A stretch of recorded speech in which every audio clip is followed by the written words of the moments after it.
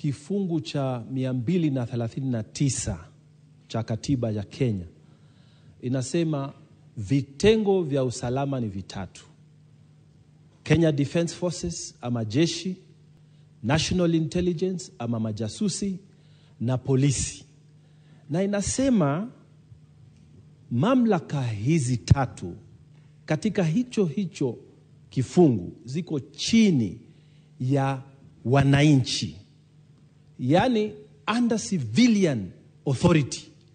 Sasa mimi nataka kuuliza, wale walimkamata Albert Ojwang, wale walimweka Albert Ojwang katika seli, ni mafunzo gani walipata ya kwamba ukiwa ndani ya seli unaweza kufanya chochote kwa yule mtu ambaye wewe mamlaka yako iko chini yake?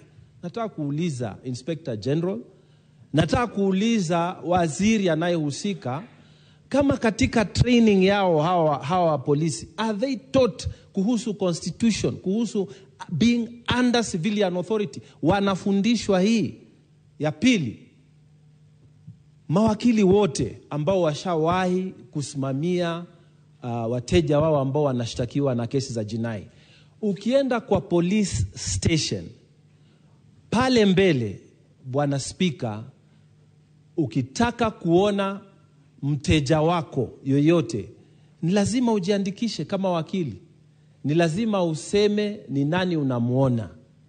Sasa mimi nataka kujua, siku ile Albert Ojwang alishikwa, na kawaida ukiingia pale vitu vyako vyote vinatolewa, ID yako, kila kitu inawekwa mahali kando. Wewe unaingia kwa seli peke yako na nguo zako.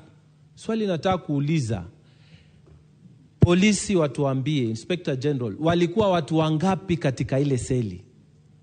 Kwa sababu huyu mtu tumeambiwa amepigwa ama amekufa kwa sababu ya maumivu aliyopata.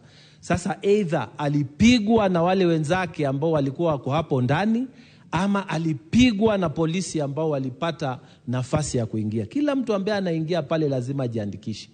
Tunataka kujua IG wa polisi, ile kitabu ambayo ukitaka kuingia kwa seli unaandikishwa, kiko wapi?